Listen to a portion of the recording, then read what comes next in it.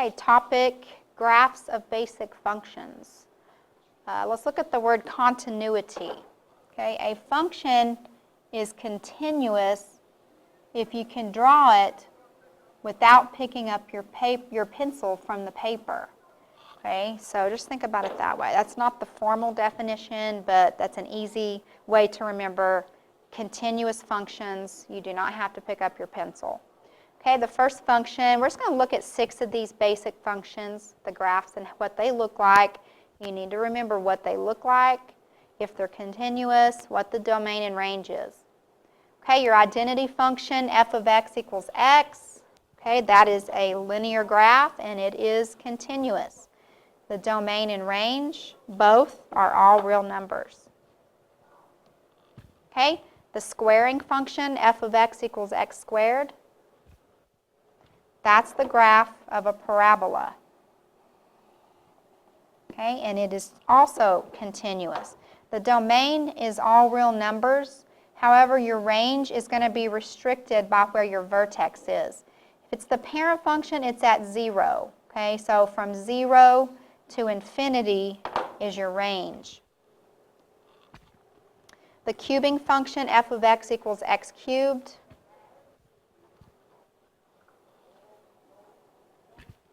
Okay, the graph of the x cubed function is continuous.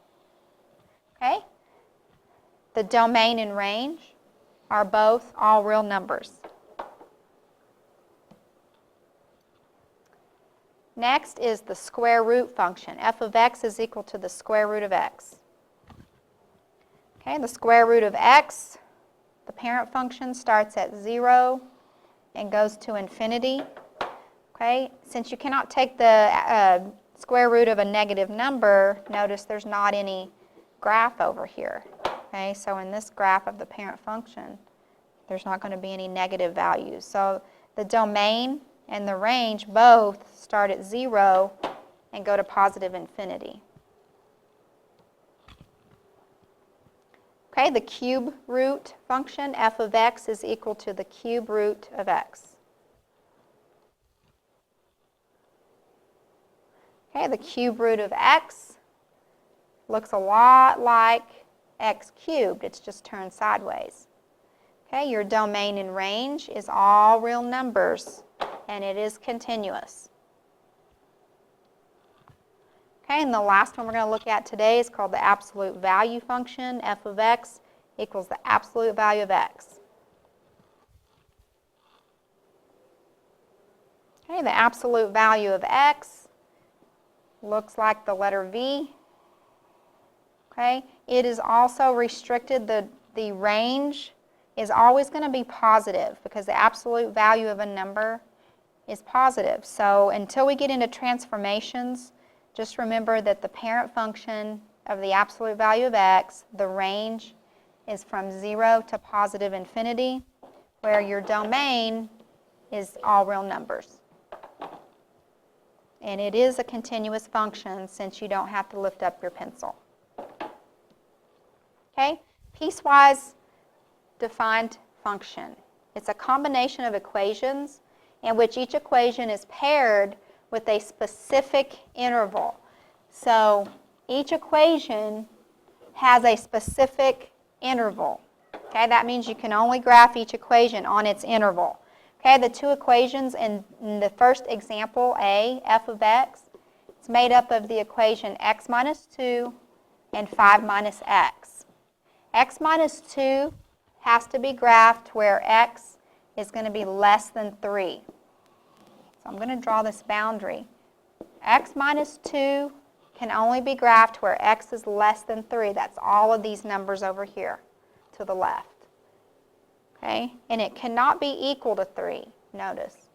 Okay, 5 minus x is going to be graphed where x is greater than or equal to 3. Okay, so all values of x to the right of 3, including 3, will be used. All right, let's start this first one. The directions say to evaluate each function at these specific x values. F of negative 5. Okay, negative 5 is over here. to the left of 3, so I can only use it in x minus 2. Okay, so negative 5 minus 2 is negative 7. And we're going to borrow this graph down here, negative 4, negative 5, negative 6, negative 7.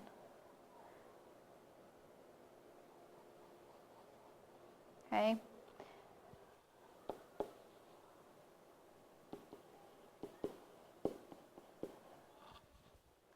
Okay, now I need to look at the slope of this equation. The slope is 1.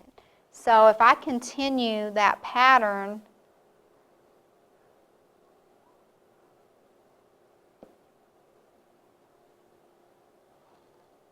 okay, but I'm going to have an open circle where x is equal to 3. Okay, when x is equal to 3, 3 minus 2 equals 1. I'm going to have an open circle at 1. That's why I put an open circle there. Okay, I'm going to connect that.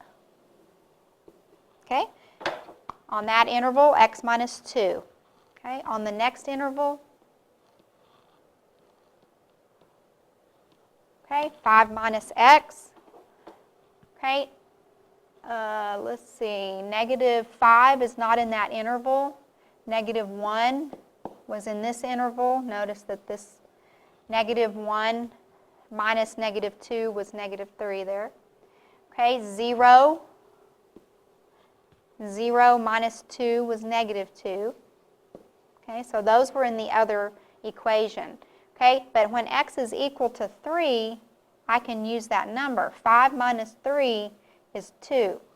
And that's going to be a closed circle.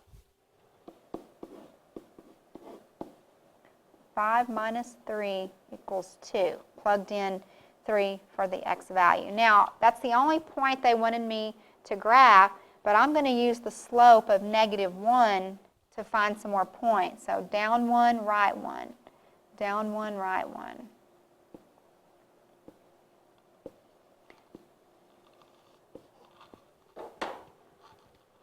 Okay, and that's what those two equations look like graphed for the function f of x in example A. Okay, let's look at example B. The function f of x is defined by 3 different functions. Negative 2x, where x is less than negative 3. Here's negative 3. So I can only graph the function negative 2x in this interval. Okay, the function 3x minus 1 if x is in between negative 3 and 2. Okay, so here's negative 3, here's 2. 3x minus 1 can be graphed in that interval. Okay, and then the third equation is negative 4x. That can only be graphed where x is greater than 2. Negative 4 times x. Okay, let's make sure that we graph the points that they wanted us to. Negative 5 falls in this interval. Okay, I'm looking at these numbers here. Okay, negative 1, 0, and 3. Negative 1 is in this interval. 0 is in this interval. And 3 is in this interval. Okay, so negative 2 times negative 5 equals positive 10. So negative 5, positive 10. Okay, if I use my boundary number, negative 3, negative 2 times negative 3 equals positive 6, I'm going to put an open circle at positive 6 since x is not supposed to be negative 3.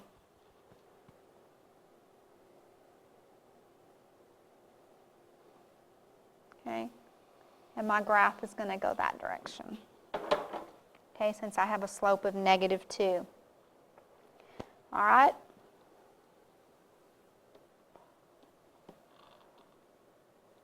Okay, in the next interval, negative 1. So 3 times negative 1 minus 1. It's negative 4 minus 1 is negative 5. So at -1, I'm at -5. Okay? Whenever x is equal to 0, I get -1, which is about right in here. Okay? Now I want to connect to the two lines that created the interval. So when x is -3,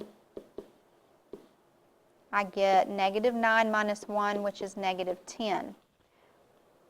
Okay, notice it says less than or equal to. So that's a closed circle. When x is -3, y is -10, closed circle. When x is equal to +2, it's also equal. It's a closed circle. 3 times 2 is 6, and 6 minus 1 is 5. Okay, so when x is equal to 2, y is equal to 5. It's a closed circle. Okay, that's what the graph looks like in that interval there.